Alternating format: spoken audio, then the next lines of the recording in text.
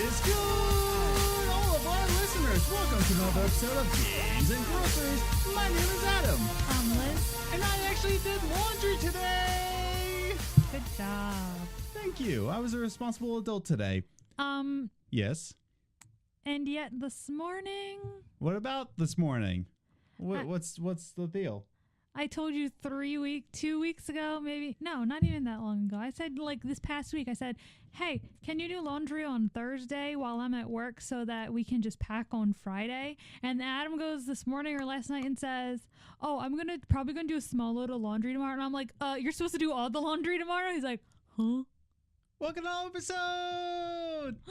Laundry day. I usually do the laundry, but that's because when we first got married, Adam had this tendency to like do all the chores, and it really bothered me because I felt useless, which is very nice. It's very nice to have a husband who wants to do all the chores, but I was like, all right, I need to do something, so laundry is now my thing. So then it just kind of happened with our schedules when we moved that it just worked out that I did laundry on Friday when I was home. So Dag. But Adam did laundry today. And he's going to fold it while I edit the episode. Yeah. What a good husband. How's everybody doing today? How are you doing? I'm getting better. Yay! Because you ate some milk chips. I don't think it was the chips. I think it was that ice cream we got last night. Yeah. I didn't. So I didn't have real ice cream because I'm lactose intolerant. It said dairy free, but I have a feeling they snuck dairy in there. Like, because I've read that there are some companies who say it says dairy free, and then if you look in the ingredients, they're like milk products in it. So and they all have curly mustaches in the factories. Listen, if you were lactose intolerant and you felt the pain of that, you would understand. Yeah. If any of our listeners are lactose intolerant, reach out to me. I feel your pain. We can be friends. Also, have the Haagen-Dazs dairy-free ice cream. That's the bomb. Boom. Boom sauce. So, before we get into our first segment, we're going to skip movie minutes this week just because we want to get more details onto Life is Strange 2 Episode 3. We like to do these thoughts on the Life is Strange episodes just because it's me and Liz's both mutual favorite series. So, we just like to share that. So, before we get into the top 3 gaming news, we just want to remind you to follow us on social media. You can follow us on Twitter at Gaming Groceries. You can check all of our updates when the new episodes are coming out, or just silly little things that I tweet out, blah, blah, blah. Or you can follow us individually. I'm at Ace the Grocer. And I'm at Journey First. And I have way less followers than Liz, so please give me some love. Or you can give me more love. It's okay. No. Most of my followers aren't from the podcasting community or like listeners. They're mostly authors. Also follow us on Instagram, Games and Groceries, all one word. So you can follow us there, do the whole gaming memes kind of deal. Woohoo! Also, follow us on our website, gamesandgroceries.com. You can listen to all of our episodes on the website, as well as read some articles that I wrote.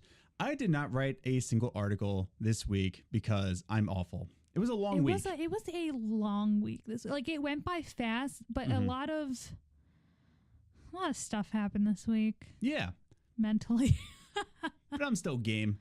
Might not even. I'm going to try to write an article next week because we're going to be on vacation and I still want to. So because I didn't write an article this week, I definitely want to write an article the following week. So check out our website, gamesandgroceries.com. And finally, that was my drum roll, by the way. Good job. Thank you.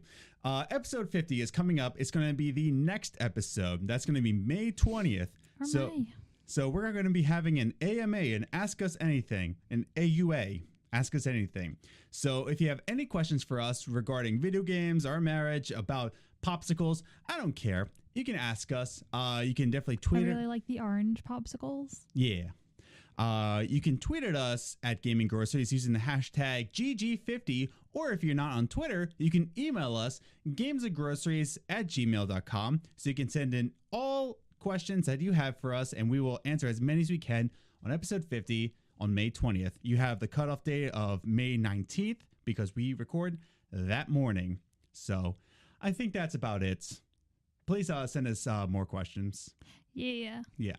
We have a good number of questions, but I want as many questions as we can possibly take in. You still need to take those tests. Nah. Yes. Because Nikki asked, what is my... What your house is? And it's Slytherin. Okay, I still want test results. Yes, I think I already had to take the test when you were in college, right? When you take it again. Yeah. I'll take mine again, too. Slytherin. And all the way. We also have to take the test finding out our Patronus. I'm pretty sure I took that one already, too, but that was, again, a long time ago. So I would be like Harry Potter on the hat, and he would be like putting me in Slytherin, and I'd be like, not Gryffindor, not Gryffindor, not Gryffindor, eh? And I would be in Slytherin. Straight up. Anyway. So let's get into our first segment.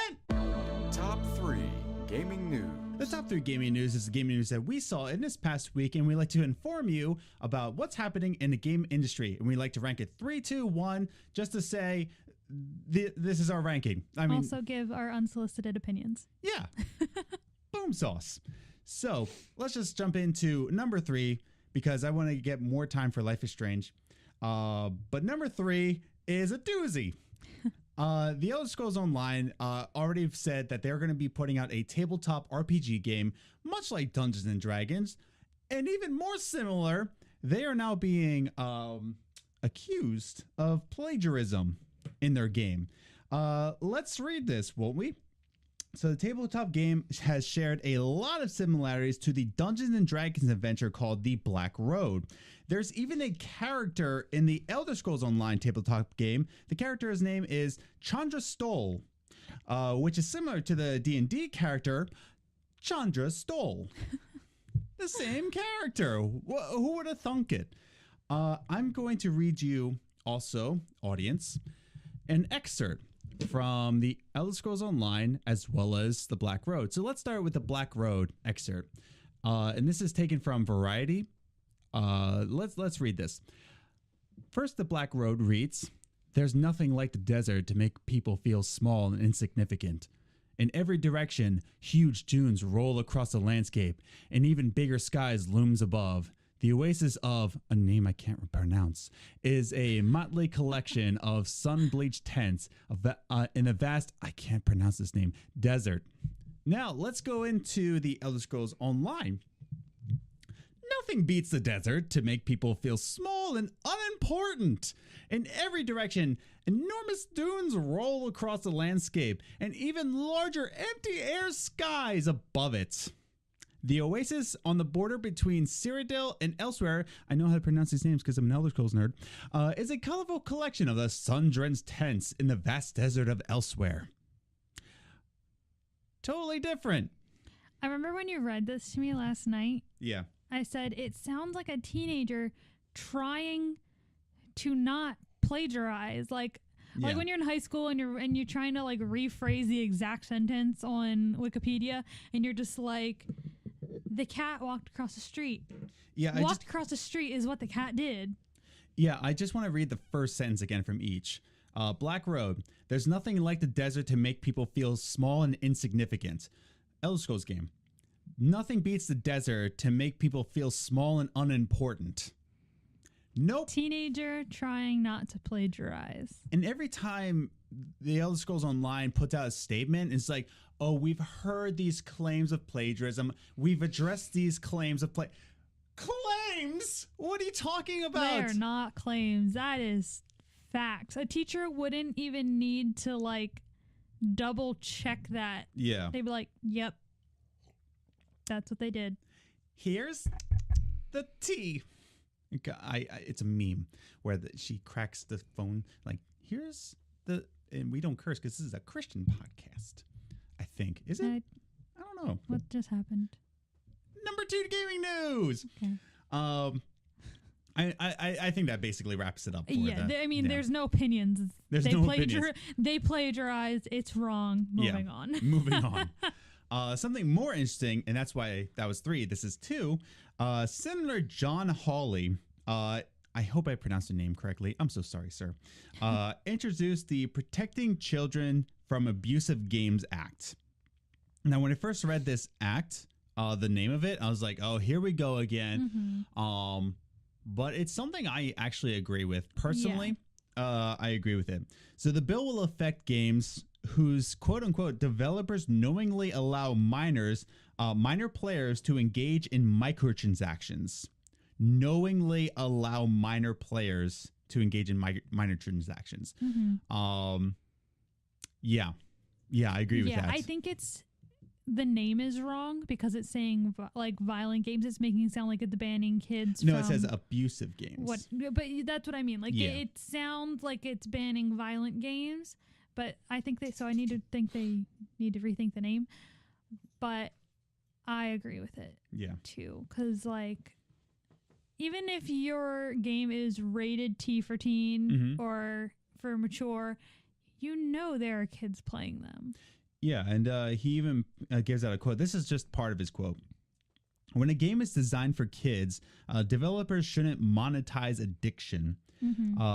Developers who exploit children should face legal consequences. I completely agree with this, just because now I agree with this because I'm on the inside here. With my youth and in my youth group, I talk to them about what they buy. I know a student who's paid well over $400 on Fortnite alone. Yeah. And he said, oh, that's not like my friend who spent $600, $700 on Fortnite.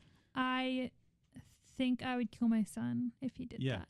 Because I just think, like, I remember when I was younger, I mean, we got an allowance on occasion. But when I started working, I was 14. I delivered newspapers, so I always had cash because I would go around and do the collection, and that was my paycheck. Yeah. And I remember my mom would ask me, she's like she would ask me for like a couple bucks, like she didn't feel like going to run and get money from the ATM when we ordered pizza or something. She's like, oh, can I borrow a couple bucks? I'm like, I don't have any money. And she's like, where'd all your money go? And I'm just like, wah. Pretty much. But that's one thing. But if I found out, so like I kind of understand my mom now, but at least I spent mine on food. Yeah. Like nourishment. It might not have been healthy nourishment, but it was nourishment and not, I don't know. I just feel like seeing a kid, because like it's not even just high schoolers. We have middle schoolers who play this game, and they're spending whatever money they have on it too. The ESA also made a statement, pretty much saying to Kotaku. I think they said to Kotaku, but they said like, oh, we have all this information. We can't wait to share that Josh Hawley because we think he's wrong. We think he's stupid. And they say a quote, parents already have the ability to limit or prohibit in-game purchases with easy-to-use parental controls. Raise your hands, how many kids out there found out the password to the parental control? Yeah. Like, honestly. Like, I knew my mom's debit card PIN number when I was in high school. I mean, she gave it to me. Yeah. But I knew it.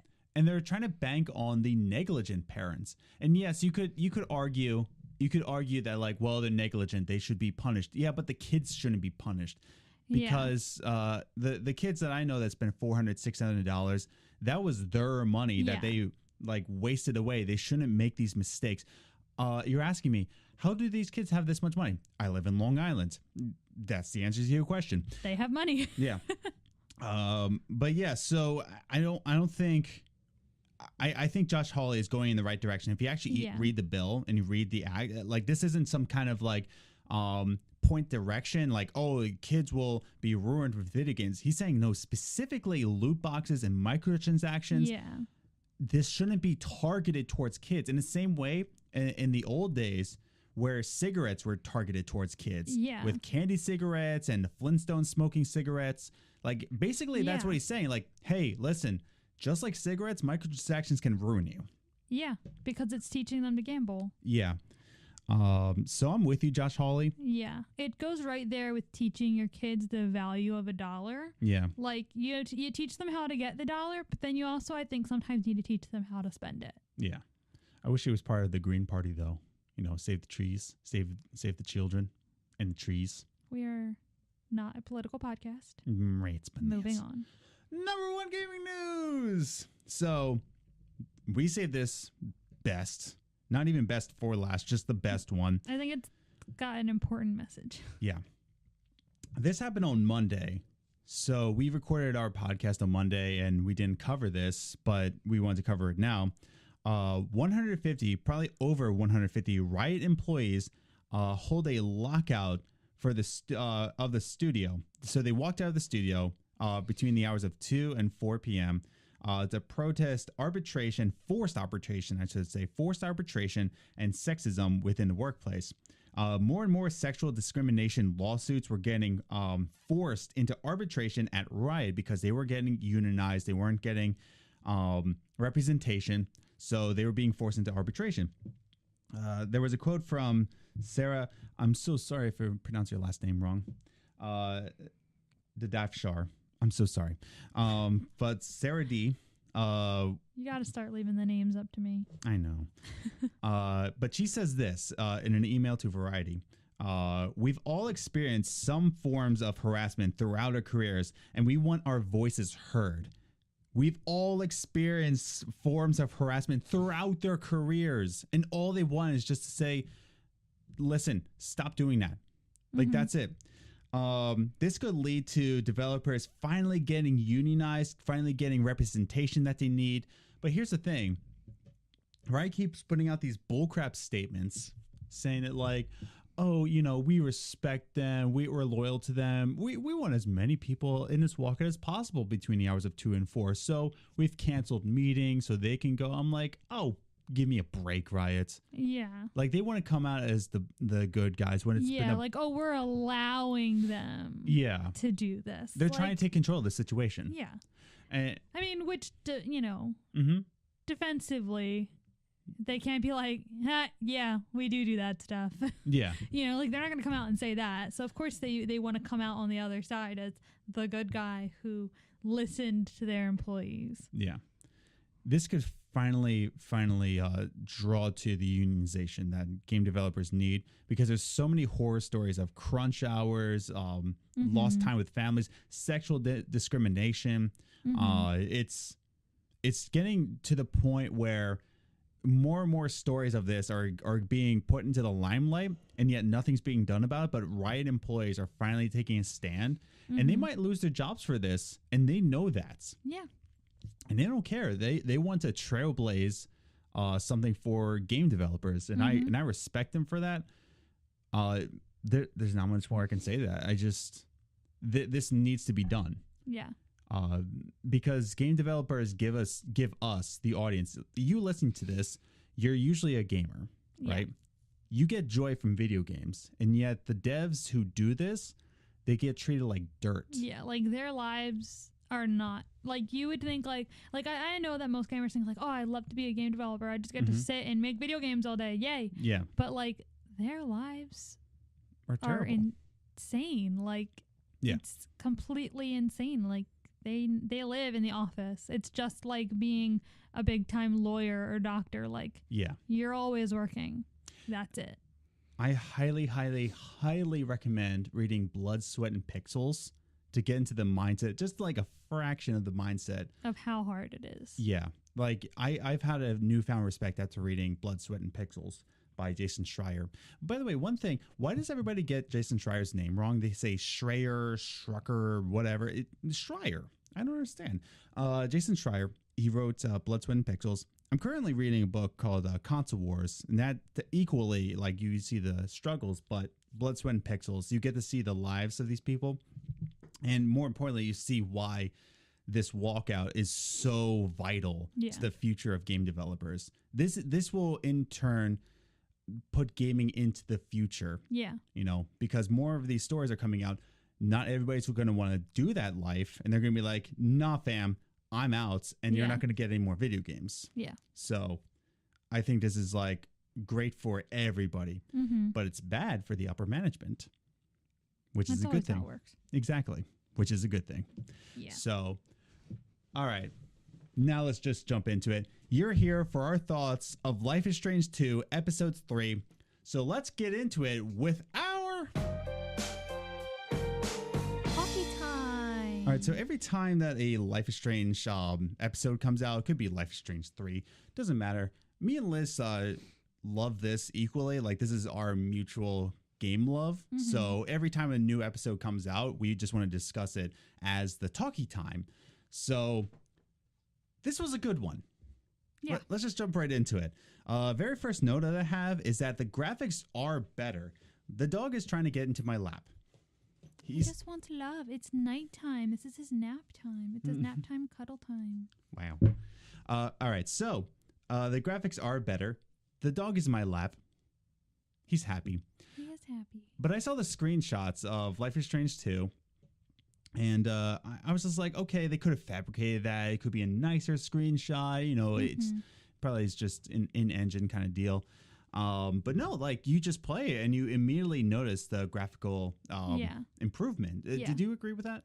Yeah, definitely. I noticed, like, I remember thinking, like, oh, that looks nice. Like, I mean, you know, me, my short-term memory is, like, not there. So I don't really remember what it looked like in the last one, but I remember thinking, like, oh, this looks really clear. Yeah. No, it looks a lot more detailed and smoother. Little less bugs. A little. Not mine. Yeah, mine was less buggy than yours. I don't know what happened to mine. The dog kept moving around. He kept turning into a ghost. And he kept getting stuck places. And then I was having a conversation with Sean's hair. It was weird. It was just strange. Yours is way more buggy. It was. Than mine. It's same system and everything, but mine was way less buggy. Yeah. And it's a download. We don't have a physical disc. Yeah, no, it's a download. So it's not like a disc is skipping or anything. Yeah. But immediately I thought of it. I'm like, wow, it looks prettier. Yeah. It looks so much prettier. It looks a lot more smooth. So here's one thing. Let's get the low-hanging fruit out of the way.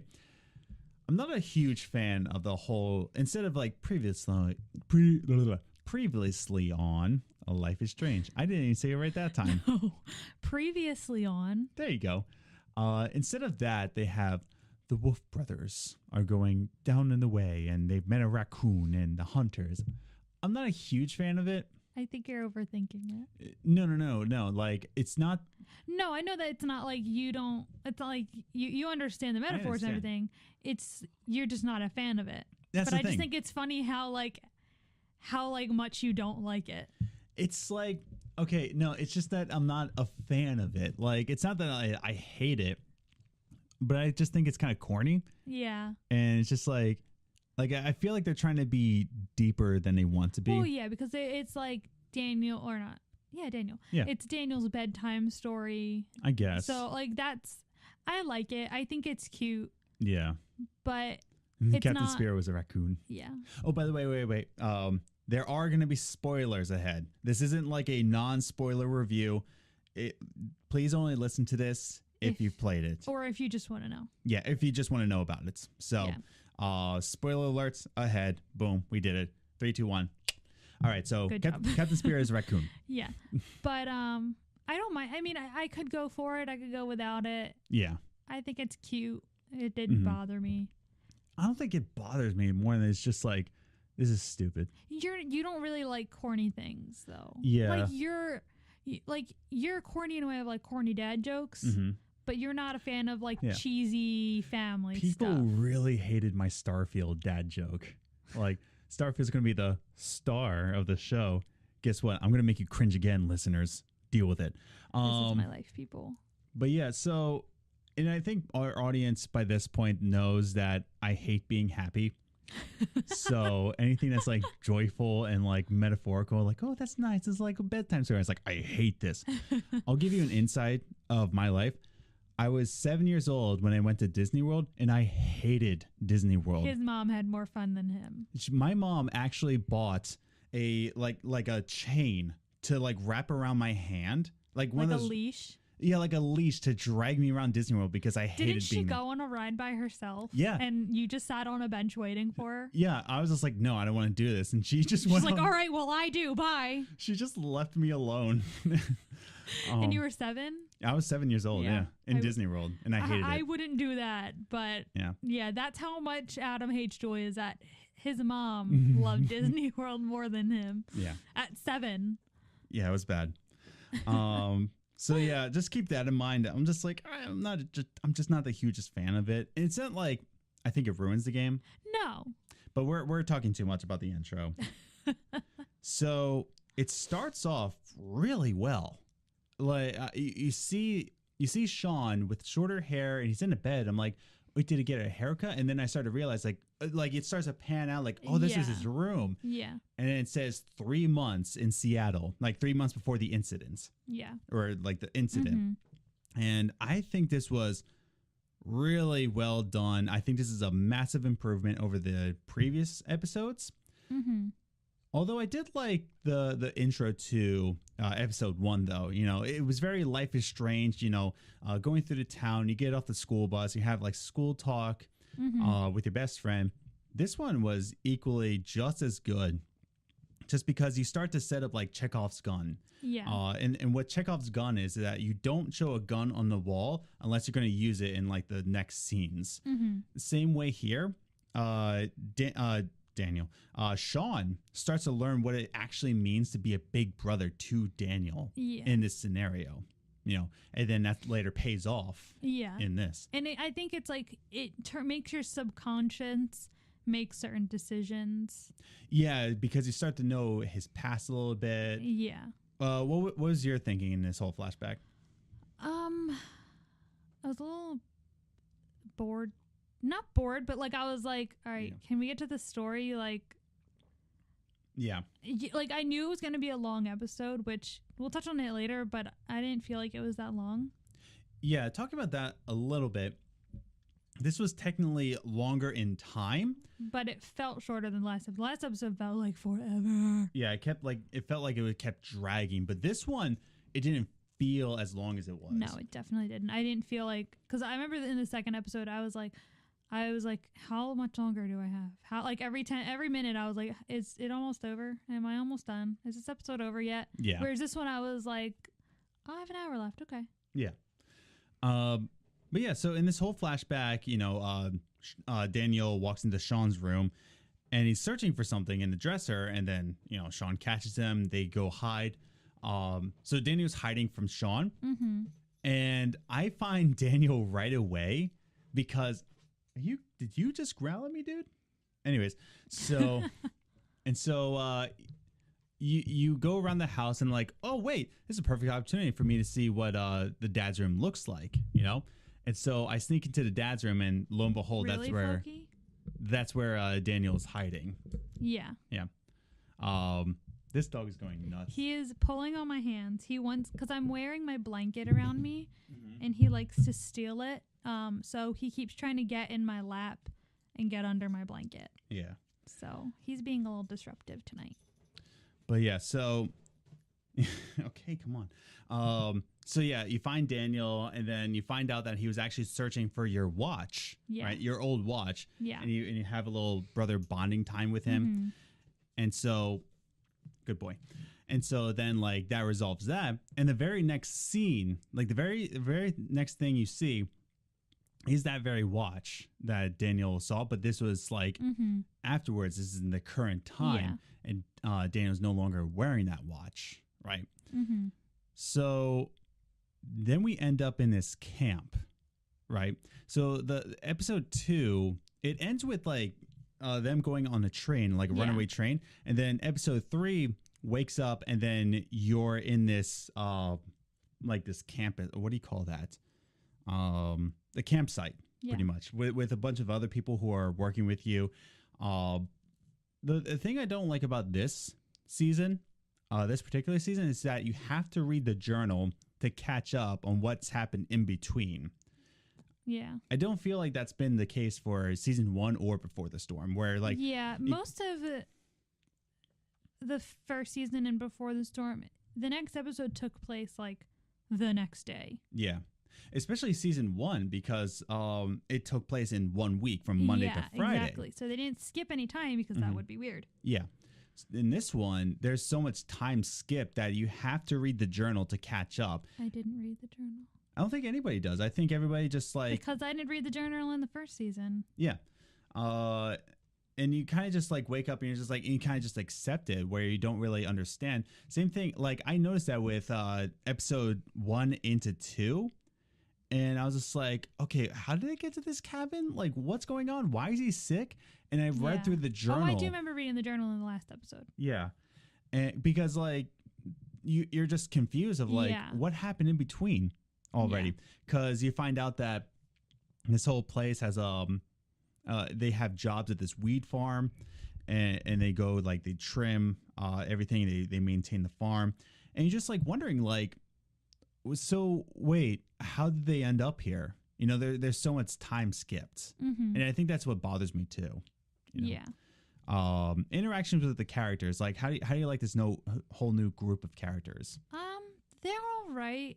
Some of them I don't care to talk to. No, like guessing Penny. Penny is okay sometimes. Yeah. And then it was, I think, Hannah. She doesn't talk much, but I'm just like, she seems a bit too much. Yeah. Other than that, yeah, Finn is just really slow. Yeah. But no, I that's agree with because that. he's high all the time. So True. So what I like about this episode, now I'm getting into like what I really like about this episode, not just the flashback, but you really do feel the tension between Sean and Daniel. It's not like just scripted where it's just like, I hate you too. You play it and you're in a scenario with them and you definitely feel the tension between these two. You know? yeah. Did you feel like that too, or is it just me? Yeah, no, I can definitely feel the tension where it's like, and even in the decisions that I make, I'm like, all right, what's gonna piss him off? Yeah, exactly. Because he's getting really antsy, and he started to like say that this is my power, not yours. But yeah, so I really enjoyed how there were some scripted lines to make you feel this way. But even just the facial animations, I think this had to do a lot with the better graphics. You could see things more clearly, and you could just like cut the tension with a butter knife, you know? Yeah. It was just so tense with them. And now that's what I liked about it. It was the emotions were much more organic. Yeah. With this episode. So we're not going to go into like the whole full deep dive into it. Yeah. I'm going to leave that to the Greatest Story Ever Played podcast. Yeah. He does that really, really well. So definitely give his episode a listen. So we're not going to go into like every single detail, but I really like how you feel that dynamic where it's an organic tension. Speaking of organic, the next thing you go to is the wheat farm. And it is Weed Trimming Simulator 2019. Yeah. Trim as many weed buds as you possibly can. Snip, snip, snip, snip, snip. Oh, wait, don't forget to wash your scissors, though. Yeah, I was like, after a while, I was like, all right, how many of these do I have to do? How long is this going to go on? And then it turned out in the end, in like my percentages, they're like, you trimmed an above average amount of weed. I was like, oh, I didn't have to do that much? Like, I could have just been bad or not done any the whole time? But you do find a novelty in it. I do. I found the pen. I found the pan. I think I only found the first two, and I didn't find any others, actually. Any of the other novelties. I only found one. Yeah, so I'm just going to, since we're already in spoilers, if you, so in the beginning, once you exit the tent, if you pet the dog twice, he'll lead you to the first novelty. So please pet the dog in the campsite. You didn't tell me that. Well, I wasn't going to spoil it for you. I'm going to spoil it for my audience, though. But you didn't tell me, hey, if you want both novelties. Every time you see a dog in a game, you have to pet it. I did pet it. You didn't tell me I had to pet it twice. Pet it as many times as possible until it bites you. That's the rule of life. No. I think. I'm pretty sure. No, don't ever listen to Adam. I think that if you pet a dog until it bites you, that's a success. That makes no sense. Why would you pet a dog that's biting you? Because you're why would the dog bite you after it's let you pet him that many times? I'm trying to change him, okay?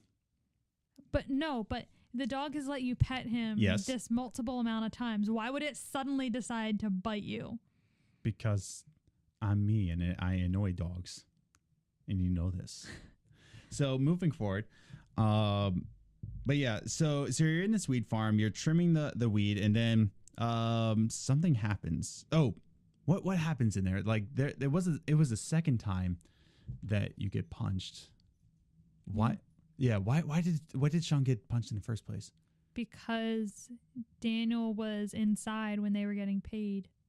Yeah, but that was the second time you went to the weed farm. What was the first time?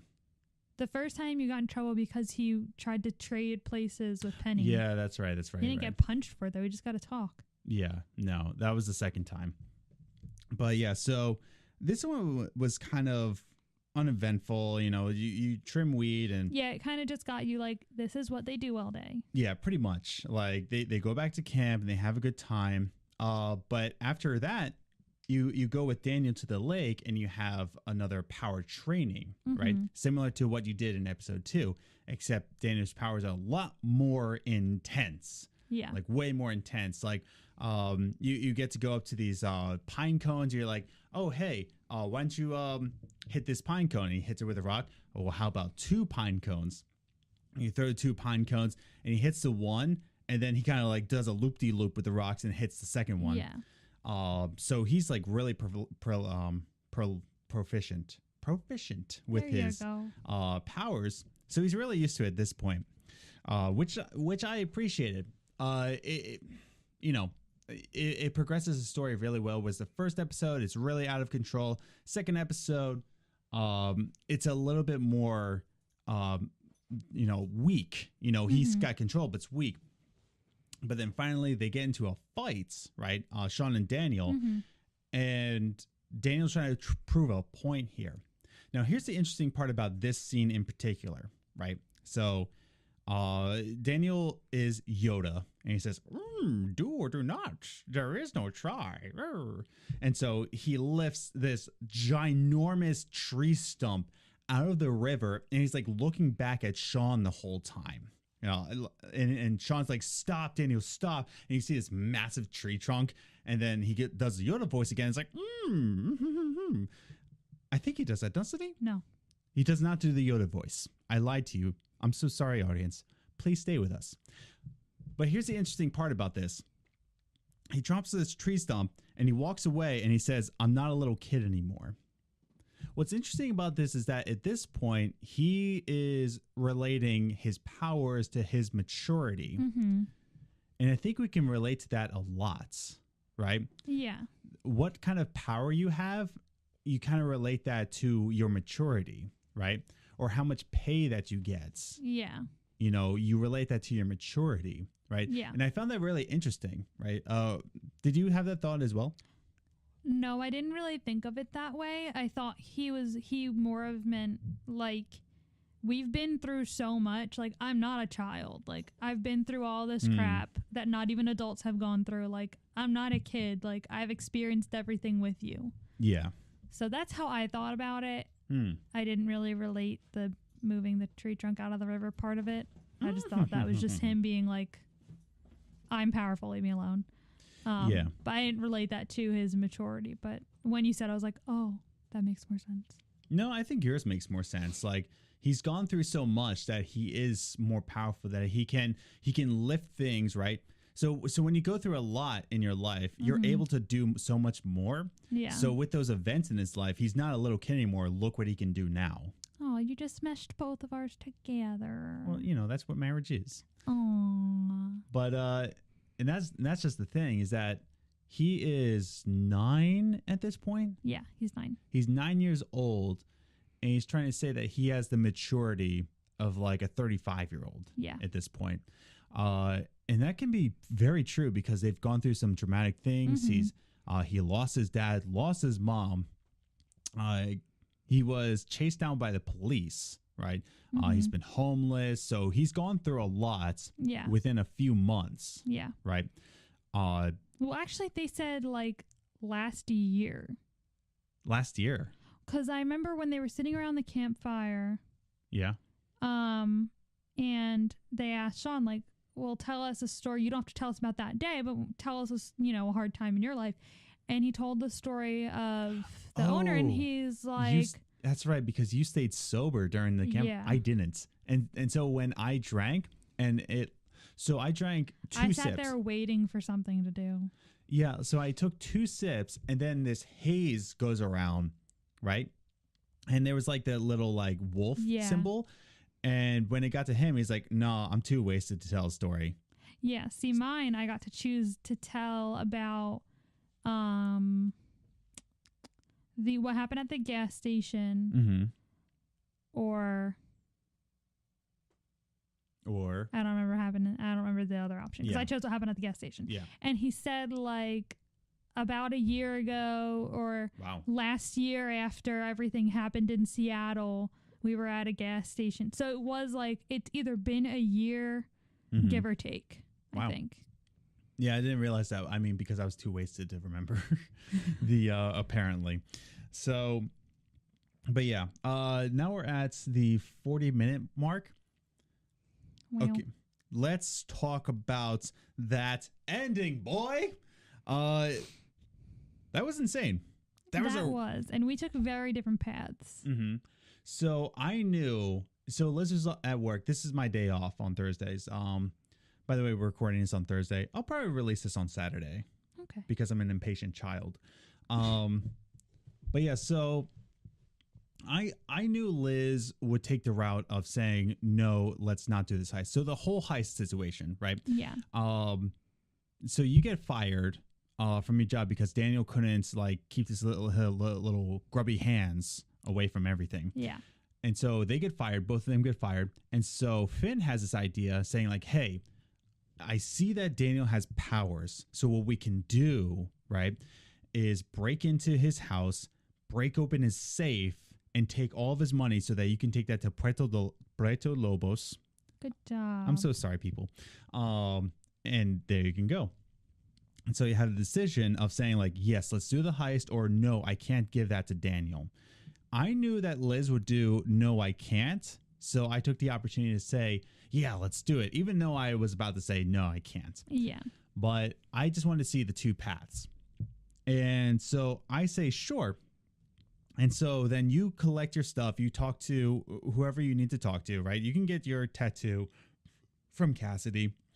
And you collect Daniel and you go with Finn to go get the heist, right? Mm-hmm. So you first start out with Big Joe's place and you slash his tires, you break into a truck and you take that truck to the house, right? And so then you use Daniel to take out the cameras, right? You're sneaking through. Daniel, get that camera. Daniel, get that camera. Daniel, do a backflip. He's like, what? No, I'm just kidding. Daniel, get that camera. And so then you bump up to his house, right? And then we'll end it there. So Liz, how did yours go? Because you kind of meet right there. Yeah. So I chose not to do the heist, and even the second time I was asked, I said no. And then I went and got a tattoo of a wolf. I did too. Good job. That was not a good wolf. No, it was not. And I would be really sad if that was on my body forever. But anyway, so then I tried to check on Daniel because I was like, I don't know what I'm supposed to be doing in this moment because I didn't really want to go to the lake with Cassidy. Yeah. She asked me to go to the lake and I was like, she's like, catch up to me or like meet me there or whatever. So I was like, never mind. So I went and tried to check on Daniel. I was like, all right, what am I supposed to do? And then I checked like my, it said like something you're supposed to do. Your like, objectives. Yeah, my objectives. Yeah. And it said, meet Cassie at the lake. I was like, okay. Yeah. So I went to the lake and I didn't go in the lake because I don't know. I just didn't feel like it, honestly. You just didn't feel like doing that scenario. Yeah, I just didn't. I was like, I don't feel like doing this. Yeah. So I didn't go in the lake. And then when we got back, they said, he asked the guys like, guys, where's Daniel? And like, oh, I don't know. He was with Finn. I don't see them here though. And both Sean and Cassidy are like, oh no. Yeah. They did it. He took Daniel and they went to go do the heist. So you end up at the same truck yard. And I used Daniel to break over the fence, and the fence was already broken. Yeah, so I got there, and you could see the evidence of Daniel and Finn breaking in. The fence was busted open, and we could see tire marks that they already took one of the cars. Yeah. And so we did the whole slashing the tires of the other truck, and then hotwiring the truck and leaving. Yeah. And then we get to Merrill's house. Merrill, that was his name. Yeah, we get to Merrill's house. And I looked up and I saw the camera. I didn't click until you said that you had him turn them off. I was like, oh, that camera was off. So so I saw that the cameras are all off. And I look in the window. It was kind of funny because I looked in the window and I just saw Finn and Sean and Daniel standing there waiting for me to walk in. Like it was just like a frozen picture of them. They didn't have them moving around or anything. So I thought that was funny. It was just their character models just standing there. Yeah. So I walk in and they're like, "Oh, you scared us!" Like, Yeah. what? They're like, "You shouldn't be here," and like Cassie's flipping out on Finn and all that. So that was us getting there. Yeah. And so when I broke into finally the living room with the vaults, I used Daniel and he did it all sneaky type. And so we sneak in, but then Meryl comes out eventually, like a little bit, and he comes out with a shotgun, like, "What you doing here, boy?" No, I'm just kidding. He doesn't say that. That would be cool if he said that. No. So he comes out, and I was just like, "What?" I turned off the cameras, and then he said, like, "I was watching you on the cameras." I was like, I guess I missed one. I guess I actually missed one because there's a choice at the end, like, did you take his gun from the safe, right? So I'm guessing that I missed a camera, and that's how he caught me. Yeah. And for you, Daniel kind of flips out. Yeah, Daniel flipped out, and it like made a noise, and so Meryl heard, and he came in. Yeah. With his gun then. So let's just jump into the final ending because both of our decisions kind of were the same where, you know, they said, "Daniel, use your powers to protect us." And then the whole fight came in. So if you're listening to this, you've probably already played it. Because now we're at the 50-minute mark. We need to talk about this. Because Sean is dead. No, he's not. Sean is dead. No, he isn't. Straight up. Okay, so you do this whole thing. You do the decision. Daniel gets shot in the shoulder. Yeah. And he flips out and he like, "Bah!" And he like he makes people. the house explode, basically. Yeah. And so. Or implode, I guess. And so I loved the song choice in this. And like, I can't remember the lyrics, but it was just like something to like, "I didn't want to hurt you so that nobody else has to die." It was really well done. And you just see all through the house, you see Finn's body kind of laying there as well as Cassidy's and Meryl's. But Daniel's not there. The safe is open. There's a paper trail of money, meaning that Daniel took as much as he could and just ran for it. But then you see another body. Slowly go up his feet, and you see his face all slashed, and you see a piece of glass in his eye. He's dead.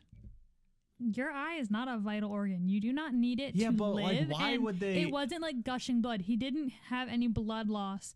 That was his only puncture wound, other than like some glass stuck in his leg.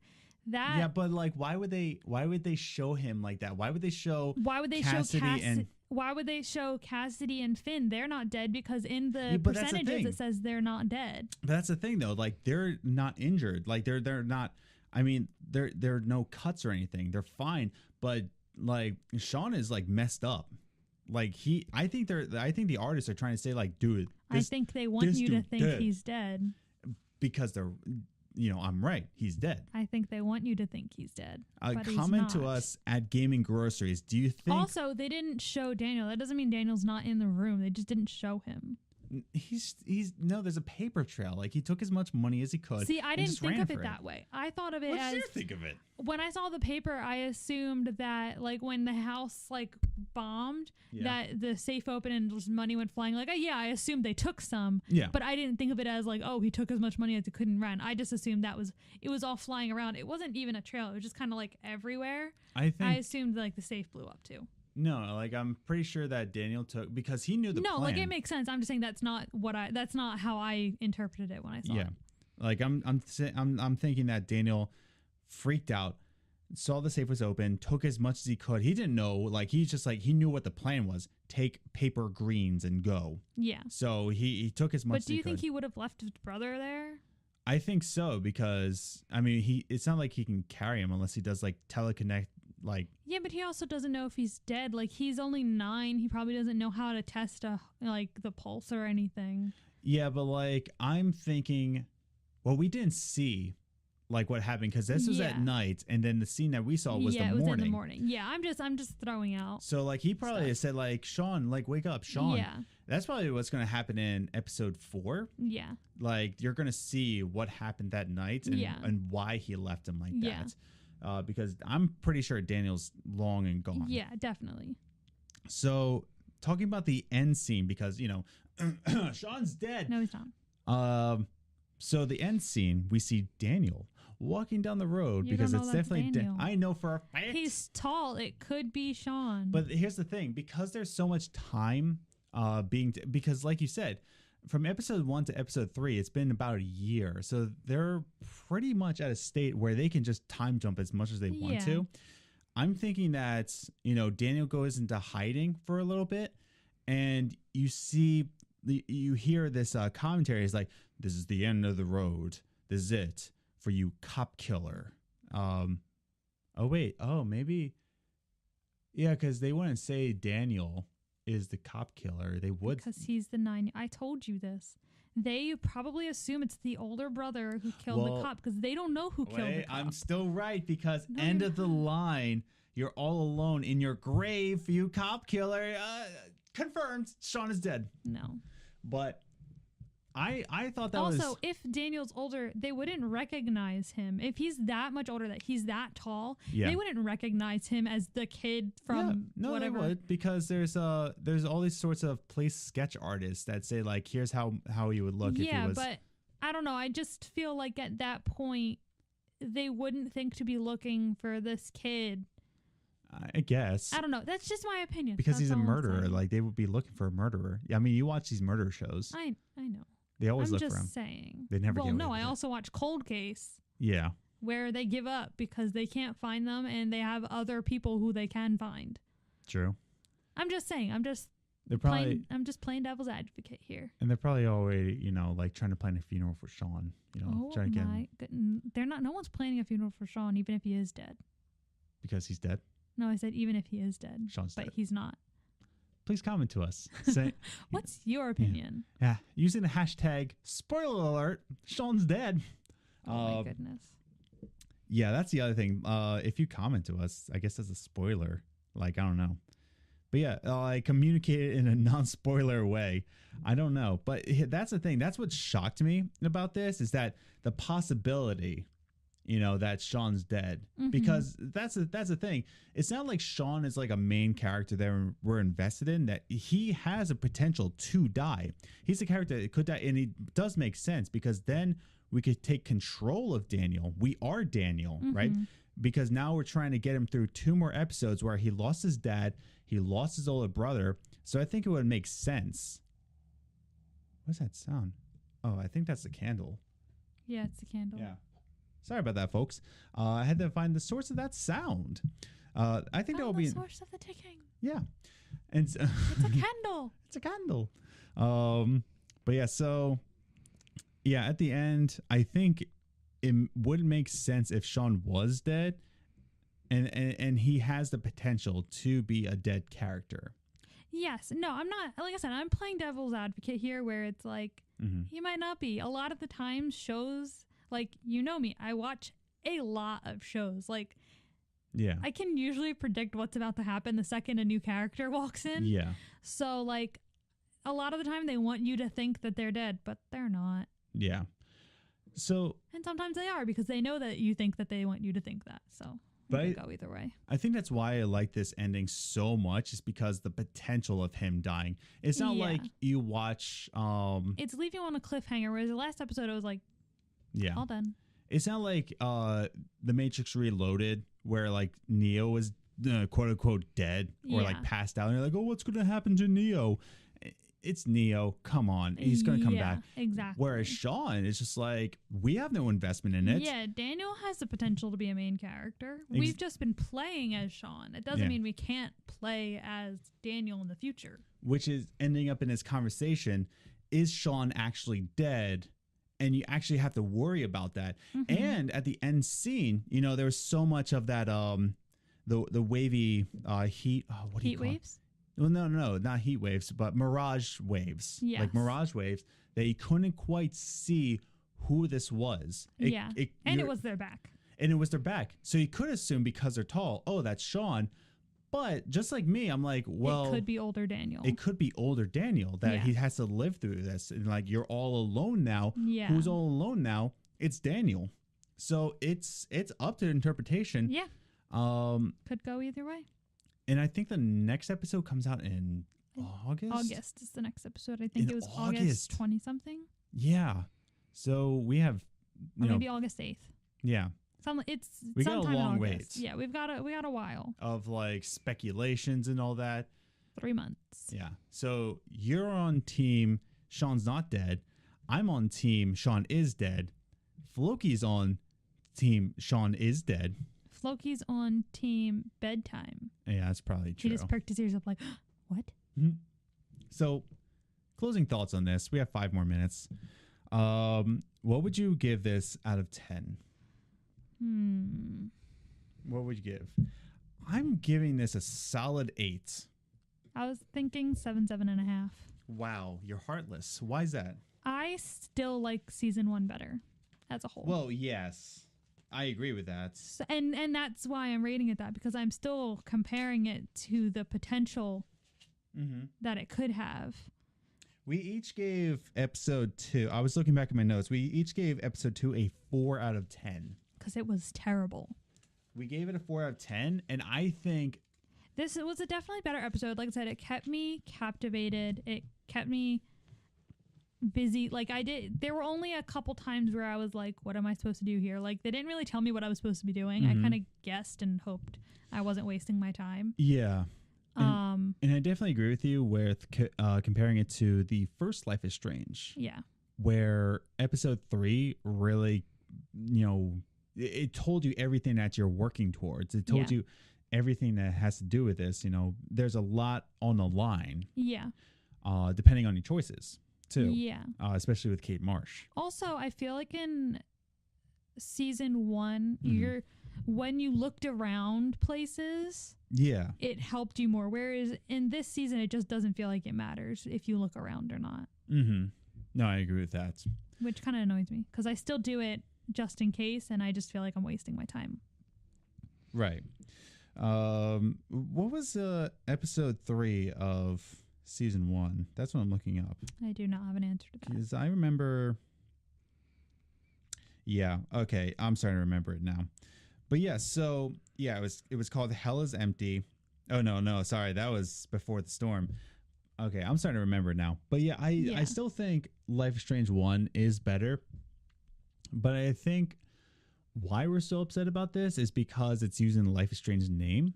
And if this was its own IP, yeah, it'd be a fine game. But we have to compare it to.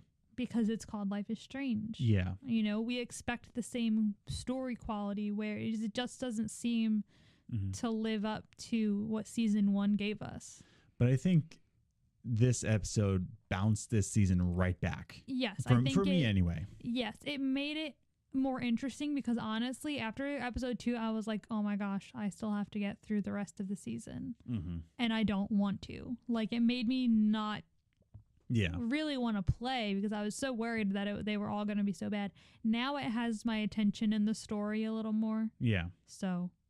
And that's the thing. Just like, could this have been just a 3-episode, 4-episode kind of thing? Yeah. In the way of like getting rid of episode 2. Yeah. But that was the same with episode 2 of Life is Strange 1. That was a throwaway episode. That was the bottles. But it was still more interesting. Finding those bottles were more interesting than than episode 2 of season 2. Yeah, it's true. I really hated the last episode. Yeah. So for us, this was very positive for us. I gave this an 8 in terms of storytelling. But you're right. If I'm going to compare it to the first Life is Strange, which you have to. You have to compare it. I am still a little bit more disappointed, but this it's still a good story and a decent game. Yeah, exactly. And I'm looking forward to episode 4 and 5. Oh yeah. And I remember I said at the end of episode 2, and on our episode 34, where we talked about episode 2, if that's not confusing enough. I said that I have high hopes for 3. I still have faith in this series, and I think 3 is really what's going to take off the series, and I was right. Yeah. This one... It's the... I'm missing the literature term right now, but it's like the high point in the story. It's like... It's the climax. Thank you. Yeah. The climax. It's a climax. I just imagine a mountain, and climax is on top of the mountain. So I just go, this part. Yeah. And I put my hands together, this part. Yes. But yeah, so it's the climax. So it's that point in the story now where we're just like, all right, how is this gonna end? You know, So I very much enjoyed this episode. I think you enjoyed this episode. yeah. William Hella had some really good points as well. So he seemed to enjoy it as well, but he had some gripes with it, just like I did. Oh yeah. Because me and him are best buddies. No, I'm just kidding. No, don't lie. Oh, dang it. But yeah, so I had a good time with this episode. Yeah, it wasn't bad. Like I said, it didn't feel like a punishment like the last one did. Maybe I will give it a 7.5, not an 8. But it's between a 7.5 and an 8. It was a good episode for me personally, but I had my gripes with it. Yeah. All right. So I think that does it for this week's episode. Sean is dead. Thank you all for listening to this week's episode. We love you so much. We want to remind you once again to follow us on the social medias. You can follow us on at. Okay, let's do this again. You got this, hon. I believe in you. This. Dun, dun, dun, dun, dun, dun, dun, dun, dun. All right, you can follow us on social medias at Gaming Groceries. That's the Twitter handle. You can follow us there, see when the new updates are up, and when the new episodes are live, and when I write a new article eventually. So that's at Gaming Groceries, or follow us individually. Please follow me at Ace the Grocer. Don't follow her at Journey First. Awesome. And you can follow us on Instagram, Games and Groceries, all one word. You can visit our website. You can listen to all of our episodes from the website, as well as read articles that I write eventually during the week. And finally, we want to remind you once again. You didn't tell them what our website address is. gamesandgroceries.com. Please check out my articles when I write them. Finally, this is a final reminder. No, I'm just kidding. I'm just going to remind you on Twitter anyway. But our next episode, episode 50, which is going to air May 20th, we're doing a Q&A for us. So any questions that you have for us, send them to Twitter at Gaming Groceries using the Twitter handle for the hashtag GG50. Or if you're not on Twitter, you can email us gamesandgroceries@gmail.com. Send us any and all questions that you can, as long as they're not creepy, and we'll love you for that. So that wraps up this week's episode 49. We're jumping into episode 50 next week. We love you very much. We thank you again for listening to this week's episode. We hope to have you back next week. Have a great week.